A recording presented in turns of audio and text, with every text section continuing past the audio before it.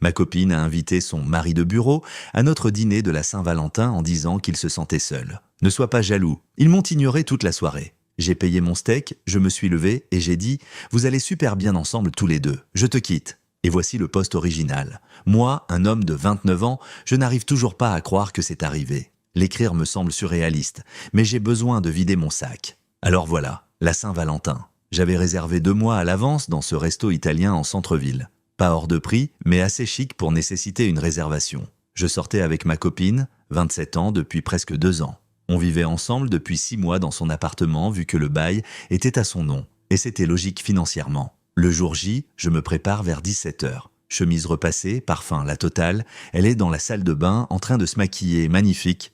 Franchement, une robe rouge que je n'avais jamais vue avant. « Tu es sublime », je lui ai dit. « Merci bébé. Oh, au fait, j'ai invité quelqu'un à se joindre à nous. » Gros blanc. « Quoi ? Qui ? Mon mari de bureau, tu sais, celui du boulot. Il est super déprimé ces derniers temps. Il vient de rompre. Je ne voulais pas qu'il passe la Saint-Valentin tout seul. Ça ne te dérange pas, hein ? Ça me dérangeait. Ça me dérangeait beaucoup. Bébé, c'est la Saint-Valentin, c'est censé être juste nous deux. Elle a levé les yeux au ciel en mettant son rouge à lèvres. Ne fais pas le mec jaloux. C'est littéralement juste un ami, un collègue. C'est triste d'être seul à la Saint-Valentin. On n'a même jamais rencontré ce mec. Tu vas l'adorer, super drôle, vraiment adorable. Et puis tu as assez confiance en toi pour ne pas en faire un drame, non ? La façon dont elle l'a dit, c'était comme si elle me mettait au défi. Comme si, en m'y opposant, c'était moi le problème. J'imagine, j'ai dit en me sentant déjà comme un idiot. On est arrivé au restaurant à 19h, il était déjà là. Un grand mec, costume de créateur, montre de luxe. Il a pris ma copine dans ses bras, beaucoup trop longtemps. Le genre de câlin où ses mains étaient dans le bas de son dos. Tu dois être le petit ami. Il a souri en me serrant la main avec ce genre de poigne de mâle dominant bizarre. Merci de me laisser m'incruster à votre rencard, mec. J'apprécie vraiment. Le laisser ? Je n'avais laissé personne faire quoi que ce soit. On s'est assis. L'hôtesse avait l'air confuse par cette table pour 3, mais nous a quand même installés. Lui et ma copine d'un côté de la banquette, moi tout seul de l'autre. Comme si je tenais la chandelle à mon propre dîner de Saint-Valentin. Et c'est exactement comme ça qu'ils m'ont traité. Pendant l'heure et demie qui a suivi, ils ont parlé juste d'eux, de leur bureau, de leur private joke, de ce projet sur lequel ils bossent, de leur patron qui est apparemment un cauchemar de cette fois où ils ont dû travailler tard et comme en détail. J'ai essayé de participer. Ah oui, il m'est arrivé un truc similaire à mon boulot. Bébé, garde ça pour plus tard. Bref, tu te souviens de ta présentation quand le projecteur a planté ? Ils ont ri. Je suis resté planté là. Le serveur est arrivé. Ils ont commandé du vin sans me demander. Une bouteille hors de prix. Ma copine a pris les raviolis au homard. Lui, l'entrecôte. J'ai commandé le steak le moins cher du menu parce que je commençais à comprendre où ça menait. Juste un faux filet pour moi. Elle ne m'a même pas regardé. Trop occupée à rire à l'une de ses blagues. Le dîner est arrivé, ils se sont fait goûter leur plat. Elle ne m'a jamais proposé de ses raviolis au homard, ce qu'elle fait d'habitude parce qu'elle sait que j'adore les fruits de mer. Il a coupé son steak et en a mis un morceau dans son assiette. Elle a gloussé. J'ai mangé mon steak en silence. Il était bon. Je l'aurais probablement plus apprécié si je n'étais pas en train de regarder ma copine en plein rencard avec un autre mec. L'addition est arrivée. Le serveur l'a posé au milieu de la table, personne n'a bougé. Ils ont continué à parler. Finalement, ma copine y a jeté un œil. « Bébé, tu peux t'en occuper ? La totalité ? » « Ben oui, c'est la Saint-Valentin, tu allais payer de toute façon. J'allais payer pour nous, pas pour lui. » Son visage a changé. Elle s'est tendue. « Tu es sérieux là ? Ne sois pas radin. Il traverse une période difficile. Alors il peut payer son steak à 50$. » Le mec a levé les mains. « Eh mec, je peux te faire un Venmo pour ma part si c'est un problème. C'est un problème. » Effectivement ? Ma copine m'a donné un coup de pied sous la table, un vrai coup de pied. « Arrête de m'humilier. » J'ai regardé l'addition. 240$. Mon steak coûtait 32$. J'ai sorti 2 billets de 20$ et je les ai jetés sur la table. Ça, c'est pour mon repas et le pourboire. Qu'est-ce que tu fais ? Sa voix montait. Je me suis levé, je les ai regardés tous les deux. Ils étaient assis là, comme un couple, côte à côte, à me regarder comme si je gâchais leur soirée. Vous allez super bien ensemble tous les deux, j'ai dit. Vraiment super bien, je te quitte. Elle en est restée bouche bée. Tu fais quoi ? Je te quitte, c'est fini. Pour ça ? Parce que je suis gentille avec quelqu'un ? Parce que tu as amené un autre mec à notre dîner de Saint-Valentin que tu m'as ignoré pendant 2 heures et que tu t'attendais à ce que je paie pour ton rencard avec lui. Ouais, pour ça. Je suis sorti, je ne me suis pas retourné, je l'ai entendu crier mon nom, mais j'ai continué à marcher. J'ai pris un Uber pour rentrer à son appartement, là où étaient toutes mes affaires. J'ai passé les 3 heures suivantes à emballer tout ce que je possédais. Vêtements, ordinateur portable, console de jeu, bouquins, affaires de toilette. J'ai appelé mon pote qui a un pick-up, il a débarqué à minuit. Sans poser de questions. Ça va mec? Non, mais ça ira. On a chargé mes affaires, j'ai laissé ma clé sur le comptoir de la cuisine. On a roulé jusqu'à chez mon pote, il a une chambre d'amis. C'est là que je squattais avant d'emménager avec elle. Je n'ai pas beaucoup dormi, mon téléphone n'arrêtait pas de vibrer. Des textos de sa part. Où es-tu passé? T'es sérieux là? Reviens pour qu'on puisse en parler comme des adultes. Tu réagis de façon excessive. C'est juste un ami. Tu es tellement dramatique, je l'ai bloqué vers 3 heures du matin. J'avais besoin de dormir. C'était il y a 4 jours. Je suis resté chez mon pote, à chercher des appartes, à digérer tout ça. Le truc dingue, c'est que je ne me sens même pas si triste que ça. Juste en colère et plutôt soulagé. Bon, ça fait 1 semaine depuis la Saint-Valentin, les choses ont dégénéré d'une façon que je n'aurais pas imaginée. Tout d'abord, elle a débarqué à mon boulot. Elle est entrée directement à l'accueil du bureau et a demandé à me voir. Mon collègue est venu à mon bureau avec un air gêné. « Mec, il y a une femme qui te demande, elle dit que c'est urgent. » Je suis allé à l'accueil, elle était là. Les yeux rouges, pas maquillée, on aurait dit qu'elle avait pleuré. « Il faut qu'on parle. » « Non, tu ne peux pas jeter 2 ans de relation pour un malentendu. Ce n'était pas un malentendu. Tu as amené un autre mec à notre dîner de Saint-Valentin. » La réceptionniste faisait beaucoup d'efforts pour avoir l'air occupé. C'était un vrai spectacle maintenant. Il avait besoin d'un ami. Tu en fais toute une histoire, c'est pas cool. Et j'avais besoin d'une copine qui ne me traite pas comme si j'étais invisible. Faut croire qu'on n'a pas eu ce dont on avait besoin ni l'un ni l'autre. Je t'aime. Tu as une drôle de façon de le montrer. Elle a commencé à pleurer plus fort. S'il te plaît, on peut juste discuter, prendre un café, je t'expliquerai tout. Il n'y a rien à expliquer. Tu as fait ton choix, c'est bon pour moi. Tu es tellement froid. J'en ai juste fini. C'est différent. Il faut que tu partes. La sécurité arrivait déjà. Elle les a vus et s'est tournée vers moi. Ce n'est pas fini. Si, ça l'est. Elle est partie. Mon patron m'a pris à part après. Tout va bien? Ouais, désolé pour ça, mon ex. Pas de souci. Je voulais juste m'assurer que tu allais bien. J'ai apprécié. Au moins quelqu'un se souciait de comment j'allais. Plus tard dans la journée, j'ai reçu un texto d'un numéro inconnu. J'ai répondu parce que je pensais que c'était peut-être pour l'appartement que j'avais visité. « Eh mec, c'est moi du dîner, le mari de bureau. C'est une blague? Comment tu as eu mon numéro? » Sur son téléphone. « Écoute, je crois qu'on est parti du mauvais pied. Tu veux aller boire une bière et crever l'abcès? Absolument pas. Allez mec, on est 2 adultes matures. Elle tient vraiment à toi. J'étais juste un ami de bons conseils. En la laissant te donner à manger et en ne proposant pas de payer. Elle a proposé de partager sa nourriture. Qu'est-ce que je devais faire? Dire non?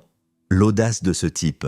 Vous pouvez tous les deux faire ce que vous voulez maintenant. Je ne suis plus dans le tableau, supprime mon numéro. Tu fais une erreur, c'est une fille rouge géniale. Alors sors avec elle. J'ai bloqué ce numéro aussi. Mais c'est là que ça devient intéressant. Mon pote qui m'a aidé à déménager bosse dans la tech, dans la cybersécurité. Après que je lui ai dit que le mari de bureau m'avait envoyé un texto, il est devenu curieux. C'est quoi le nom de ce mec? Aucune idée. Elle ne l'a jamais vraiment dit. Laisse-moi creuser un peu. Je connais quelqu'un dans cette boîte. 2 jours plus tard, il revient avec des infos. Le mari de bureau n'est pas juste un collègue, c'est son supérieur direct. Son patron, mec. Elle a passé la Saint-Valentin avec son patron. C'est tordu à tellement de niveaux, ça a commencé à avoir plus de sens. Le costume hors de prix, la montre de créateur, l'assurance. Ce n'était pas un simple pote de boulot au hasard, c'était le mec qui contrôle sa carrière. J'ai reçu un autre texto hier, encore elle, avec un numéro différent. Je sais que tu m'as bloqué, mais s'il te plaît, lis ça. J'ai fait une erreur. Je t'ai pris pour acquis. Tu me manques tellement. Cette soirée ne signifiait rien. Il ne signifie rien. C'est avec toi que je veux être. S'il te plaît, donne-moi une autre chance. Je n'ai pas répondu, mais j'ai fait une capture d'écran. J'ai eu le pressentiment que je pourrais avoir besoin de preuves. Puis aujourd'hui, oh mec, aujourd'hui elle a posté sur les réseaux sociaux. Un de ces posts vagues du genre, c'est quand tu réalises qui te soutient vraiment et qui se sert juste de toi. La confiance, c'est tout. Certaines personnes montrent leur vrai visage quand les choses deviennent difficiles. Je mérite mieux. Les commentaires étaient dingues. Ses copines qui s'emballaient, du genre « Tu mérites mieux, ma reine ». Et c'est lui qui perd au change. Pas une seule personne n'a demandé ce qui s'était réellement passé. Juste un soutien automatique. Mon téléphone a commencé à exploser. Des amis d'amis qui me demandaient ce que je lui avais fait. Des connaissances communes qui m'envoyaient « Mec, qu'est-ce qui s'est passé entre vous ?» J'ai dû faire mon propre post. J'ai fait simple, vu qu'apparemment on réglait ça en public. J'ai rompu avec mon ex après qu'elle a invité son patron à notre dîner de Saint-Valentin, m'a ignoré toute la soirée, a attendu de moi que je paie pour eux deux, puis m'a traité de dramatique parce que je suis parti. C'est tout, c'est l'histoire. La tendance s'est inversée assez vite. Les gens ont commencé à poser des questions, à commenter « Attends, quoi ?» Et son patron, elle a supprimé son post dans l'heure qui a suivi, mais le mal était fait. Maintenant, tout le monde sait, et honnêtement, ça me va. Qu'il sache ce qui s'est passé. Je ne suis pas le méchant dans l'histoire. Je visite un studio demain, c'est petit, mais c'est à moi. Fini de vivre dans l'espace de quelqu'un d'autre. Fini de me sentir comme un invité dans ma propre maison. Mon pote m'a demandé hier soir si je regrettais la façon dont j'avais géré ça. J'aurais dû voir les signaux d'alarme plus tôt, j'ai dit. Mais non, je ne regrette pas d'être parti. La meilleure décision que j'ai prise, 3 semaines depuis la Saint-Valentin, j'ai des mises à jour dingues, j'ai signé le bail du studio la semaine dernière, j'ai emménagé ce week-end. C'est minuscule, vraiment minuscule, mais c'est tout à moi. Mon pote m'a aidé à déménager mes affaires de chez lui. On a pris une pizza après et il m'a mis au courant de ce qu'il avait entendu dire. Alors, apparemment, c'est le bordel à son bureau. À quel point? Genre, les ressources humaines sont impliquées. Il s'avère que quelqu'un a signalé la relation entre mon ex et son patron aux RH.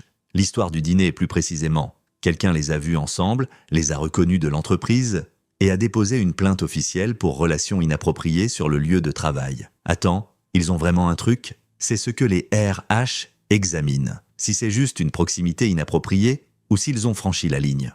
Je me suis senti conforté dans mon choix et en même temps pire, d'une certaine manière. Genre, je savais qu'il y avait un truc louche, mais l'entendre confirmer, ça fait un effet différent. Mais ça s'améliore ou ça empire. Ça dépend du point de vue. Mon ex a débarqué à mon nouvel appartement.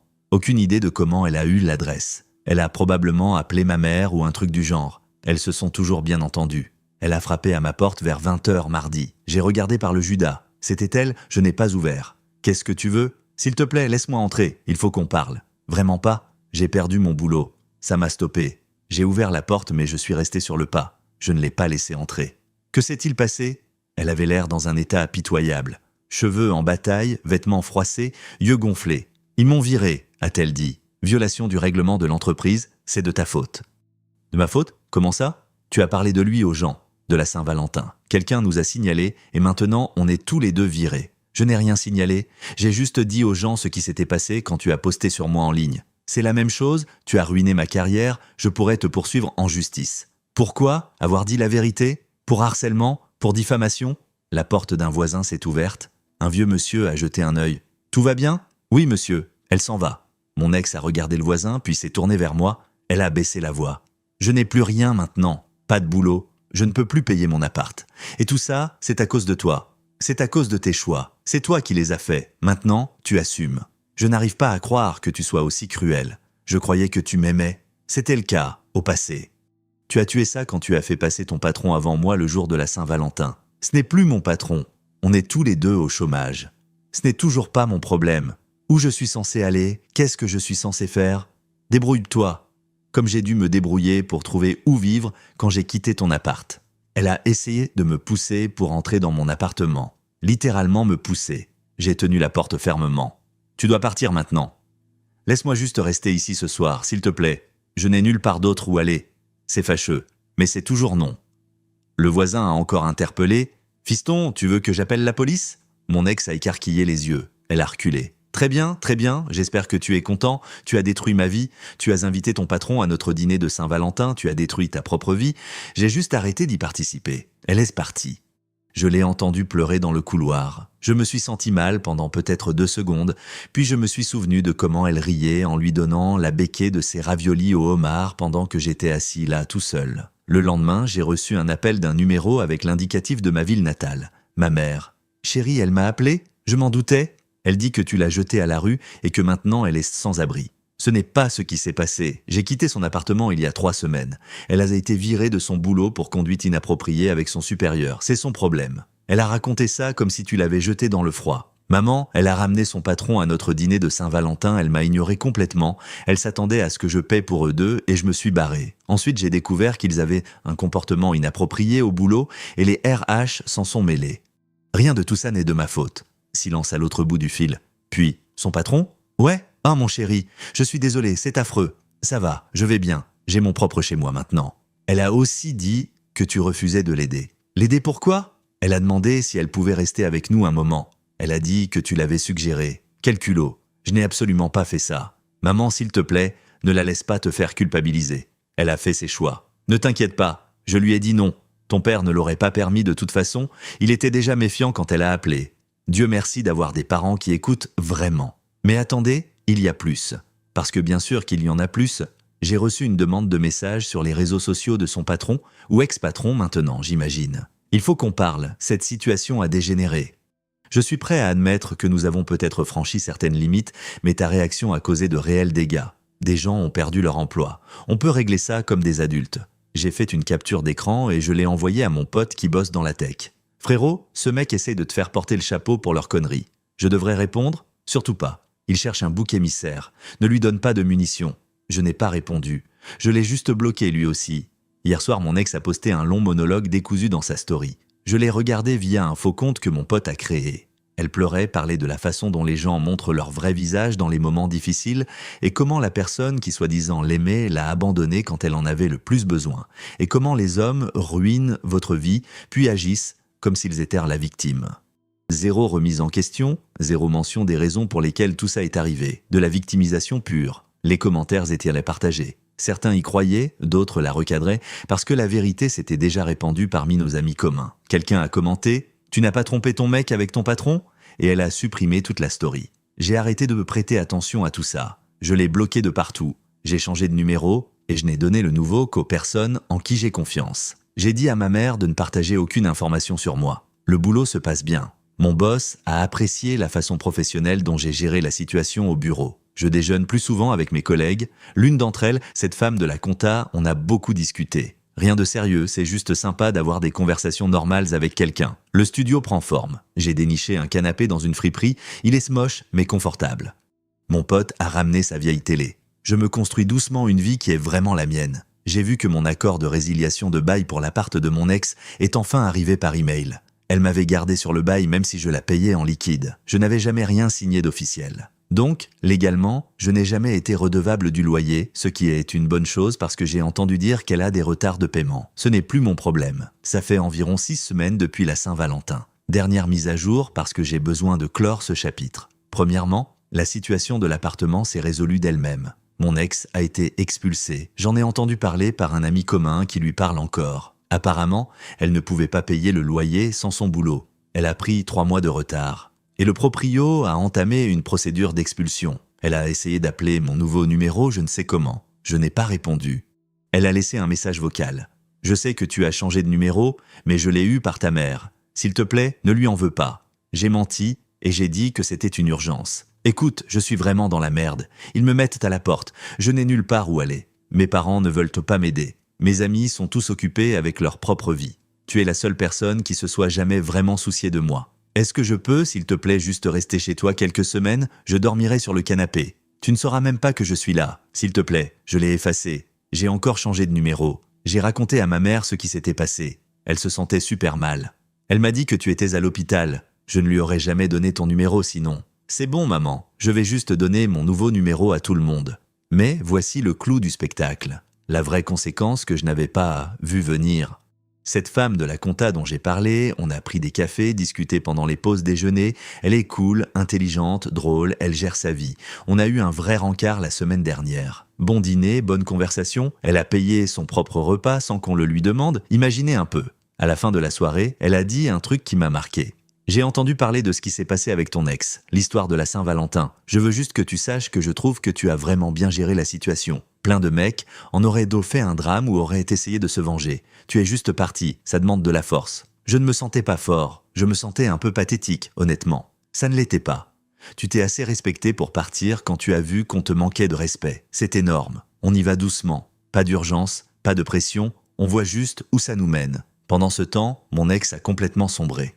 Aux dernières nouvelles d'amis communs, elle squatte les canapés de ses potes. Ils commencent à en avoir marre. Elle et son ancien patron ne sont pas ensemble. Apparemment, une fois qu'ils ont tous les deux perdu leur job, peu importe ce qu'ils avaient, ça s'est vite effondré. Il s'avère que ce n'était que la proximité au travail et l'excitation du fruit défendu. Elle a postulé à des emplois, mais son licenciement de son dernier poste lui complique la tâche. Ils ont mis ça sur le compte d'une violation du règlement de l'entreprise, ce qui est un signal d'alarme pour les nouveaux employeurs. Elle a fait un post pour demander une aide financière pour quelqu'un qui traverse une période difficile et s'est fait démolir dans les commentaires. Des gens lui demandaient pourquoi elle ne se trouvait pas juste un boulot. D'autres ont ressorti l'histoire de la Saint-Valentin. Elle l'a supprimée direct. Ses parents ont finalement accepté de la laisser retourner vivre chez eux temporairement dans un autre état. Elle part ce week-end apparemment. Et vous savez quoi? Je ne ressens rien. Ni satisfaction, ni pitié, ni colère, juste rien. C'est fini. J'ai entièrement meublé mon studio maintenant. C'est petit, mais c'est à moi. Une plante sur le rebord de la fenêtre, mon setup de gaming dans le coin. La cuisine est à peine fonctionnelle, mais j'apprends à cuisiner. Préparer mes repas le dimanche est devenu mon nouveau truc. Le boulot m'a donné une petite augmentation la semaine dernière. Le patron a dit que je faisais preuve d'une concentration et d'un professionnalisme accru. C'est drôle comme ça arrive quand on n'est pas stressé par sa relation de couple. La femme de la compta, on sort à nouveau ensemble ce week-end. Elle veut essayer ce nouveau resto-taille. Elle a dit que c'était pour elle vu que j'ai payé le premier encart. Je n'ai pas protesté. C'est agréable d'être avec quelqu'un qui veut vraiment contribuer. En repensant à la Saint-Valentin, à ce moment précis dans le restaurant où j'ai décidé de partir, j'ai réalisé que c'était la première fois que je m'affirmais vraiment dans cette relation. J'aurais probablement dû le faire plus tôt. Les signaux d'alarme étaient là, comme le fait qu'elle avait toujours besoin que je paie pour les trucs, mais se mettait sur la défensive si j'en parlais. Comment ses amies étaient-elles plus importantes que notre temps en couple? Comment elle partageait des détails intimes de notre relation avec ses collègues, y compris lui? Comment elle faisait passer le fait de bien paraître sur les réseaux sociaux avant le fait d'être vraiment heureuse? J'ai ignoré tout ça parce que je pensais que c'était ça, faire des compromis. Il s'avère qu'un compromis, c'est mutuel. Ce que je faisais, c'était juste accepter moins que ce que je méritais. Quelqu'un a commenté mon post original en me demandant si je regrettais d'avoir été aussi dur. La vérité? Non, il fallait qu'elle fasse face aux conséquences. Pas parce que je suis rancunier, mais parce que ses propres actions l'ont rattrapée. J'ai juste arrêté de la protéger de ça. Cette histoire de boulot, cette histoire d'appart, d'amitié, tout ça a découlé des choix qu'elle a faits. Des choix qu'elle a faits en connaissance de cause.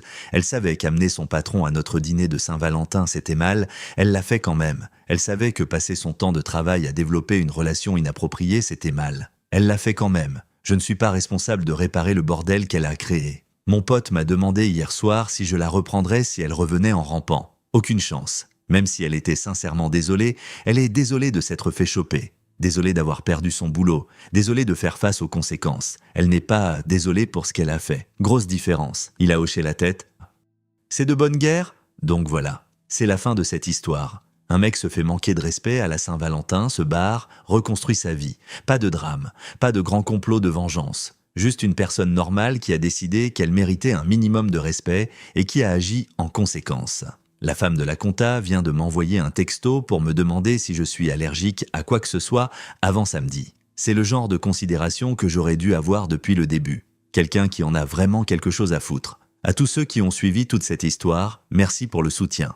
Pour tous ceux qui se demandent si je suis allé trop loin, non, j'ai juste arrêté de jouer le jeu. Parfois, la meilleure des vengeances, c'est juste de laisser quelqu'un faire face aux conséquences naturelles de ses actes pendant que vous allez de l'avant.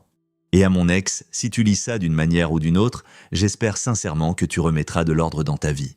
Juste pas avec moi, plus jamais avec moi, salut.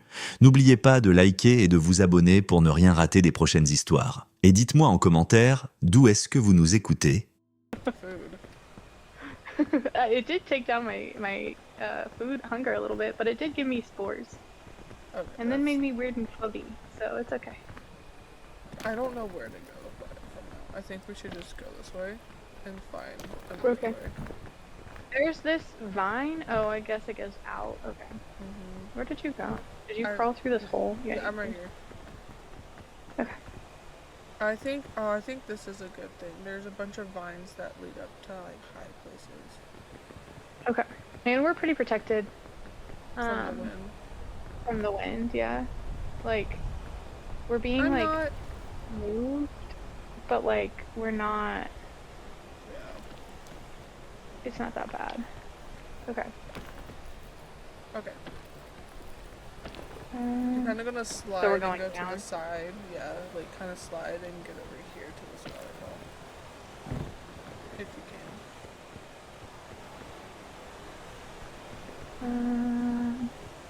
I.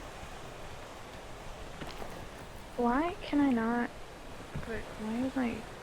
Yeah, I just gotta regain some stamina. Okay, I'm almost unscored, Okay. Good. but still hungry. So Yeah, I know. We need to find stuff. I need food. I do know of luggage down below if you want to stay up here and I go grab it. No, I don't think we've tried so hard to get up here. I know. Alright, so then. With that, I think we get to. No, I was just looking for. Oh, crap! Help! I slipped. Where? Where are you? I don't know. Oh! Oh! You did the same thing I did, didn't you? I did, but I didn't take any damage. I didn't so, like, either. I just slipped. I just went wing, wing, wing. you stepped into the water. That's what it did. is like you stepped into the... I didn't mean to. Yeah, I don't know if I'm... Oh, that's the... I'm not gonna make it. I'm gonna have to slide. Okay. Hello? I thought like, I grabbed clipped you. into something. You did. I just got clipped and like couldn't climb anymore. Okay, Everyone so in note to self: TNT is hot. don't Don't touch the step water. onto the water. Alright, I think So, we jump across. you want to go to this mushroom? Yeah, I was gonna say. I think we need to go across and like jump Go to the the shelf mushrooms. mushroom. Ooh, this is a lot. Oh, Oh, oh! I didn't jump far enough. I didn't jump far enough. Bestie, where are you? Oh, I'm dead. I'm down at the very bottom. You I'm have dead. no. You have the statue. I'm dead. Oh. I got the medicinal root and the statue and the bouncy mushroom. Yeah, I'm like way down there. You ain't getting to me. But are you alive? Mm-mm. Oh, you're dead. No, I'm very dead. I'm very dead. I will try to make it up here for us. Okay. Yeah, I like jumped and didn't jump far enough and got caught in the water.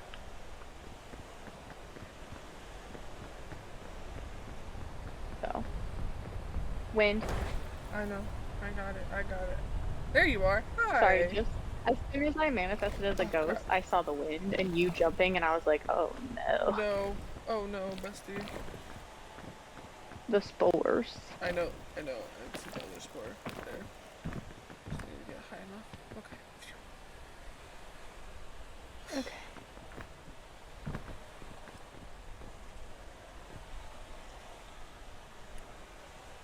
Well.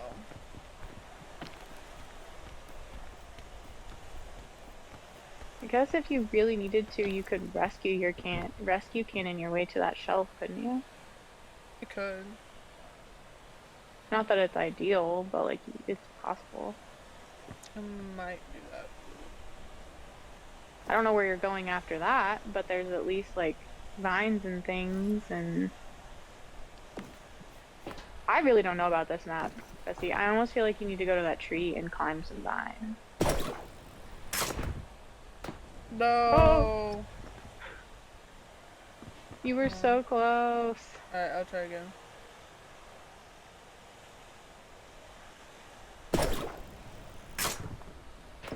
There we go. Alright, I'm gonna get into like a little crevice. So I gotta put my backpack and stuff right down. Uh-huh. And I think the wind is coming. Yeah, the wind's going. I'm just gonna stay right here. Do a front flip off